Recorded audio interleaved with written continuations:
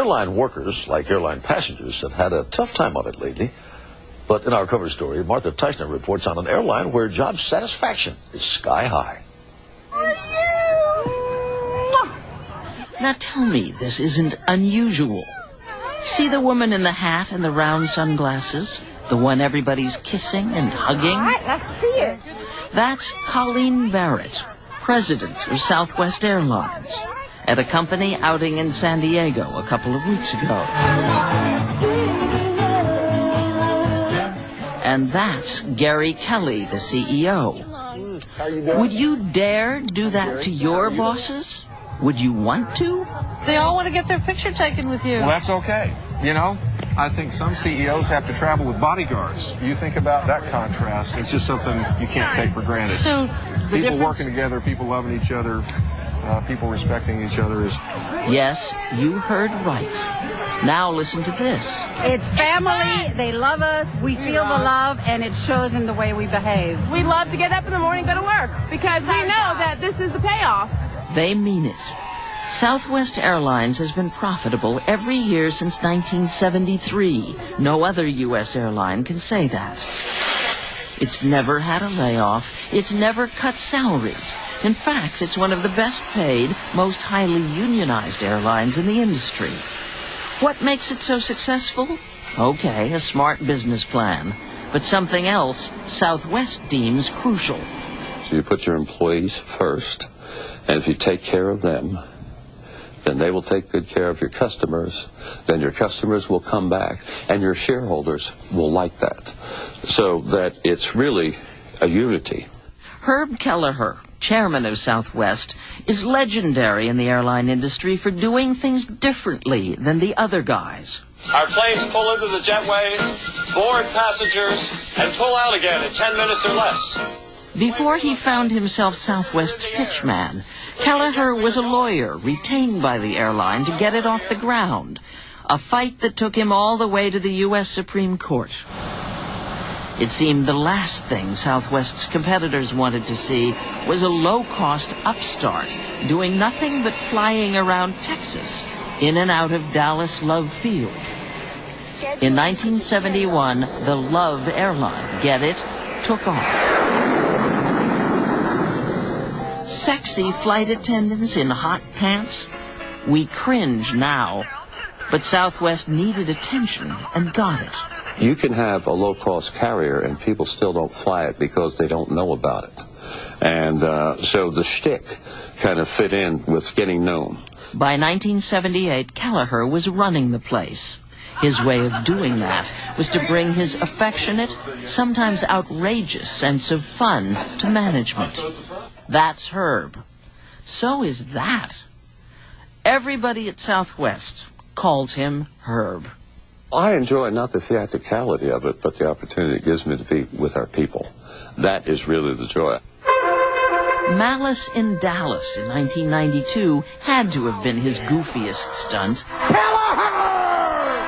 Instead of going to court over who had the rights to the advertising slogan, "Just Plain Smart," Southwest or a South Carolina aviation sales company, Kelleher agreed to settle the matter with a charity arm wrestling match.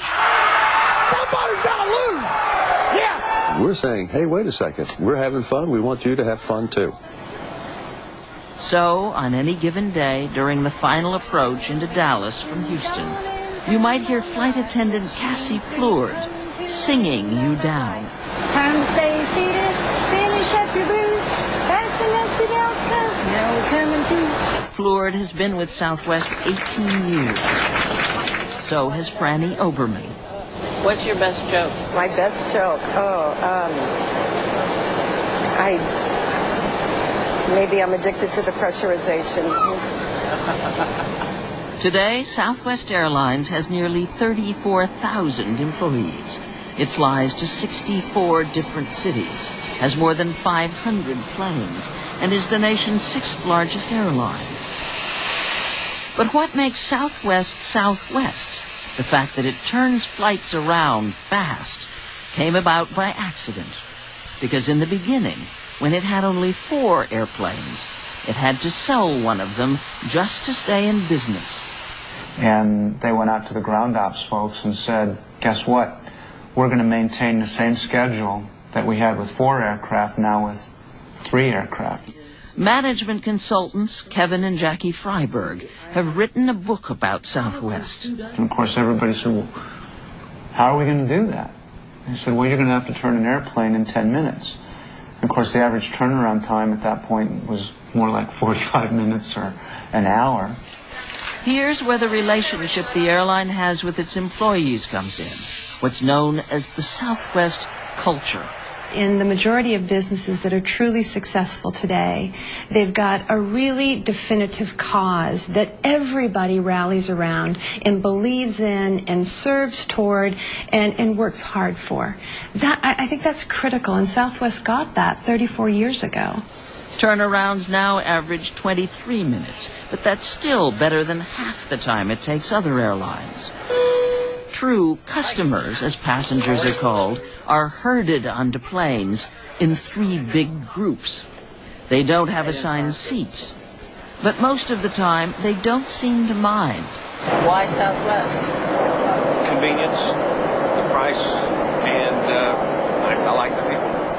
And when he asked his pilots' union to agree to a 5-year pay freeze, Kelleher took one too. He figures it cost him as much as $100 million in compensation, but bought him trust. To me, $70, $100 million, what difference does it make?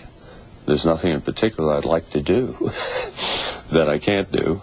If you walk down any hall in Southwest's Dallas headquarters, there are thousands of pictures, glimpses of what love looks like at the Love airline after all these years. Southwest's culture? It bears the likeness of Herb Kelleher and Colleen Barrett, who are in the process of retiring. Good morning, ladies and gentlemen. Welcome aboard. Employees and analysts alike agree that the future of the airline depends on preserving it when Kelleher and Barrett are gone.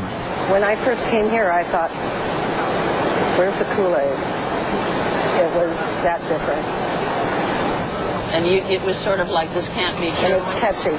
It's catchy. I feel like it's self-perpetuating because when you bring that culture to the customers, it makes your life easier. This is the secret. This is what every Southwest employee is expected to do. Well, they have to practice the golden rule every day. First with each other, and then with our passengers. They have to serve because they want to. They have to smile because they want to, not because they have to. Hi! Sounds hokey, doesn't it? Actually, at Southwest, this is hokey. No, not the airplanes on their heads. A hokey is this little carpet sweeper. Hokey Day is when volunteers show up unannounced at the door of arriving aircraft. It's Pokey Day! To give flight crews a break. Rachel Jacobs, the team leader, has been a Southwest flight attendant for 15 years. This was her day off. Gotta get rid of these.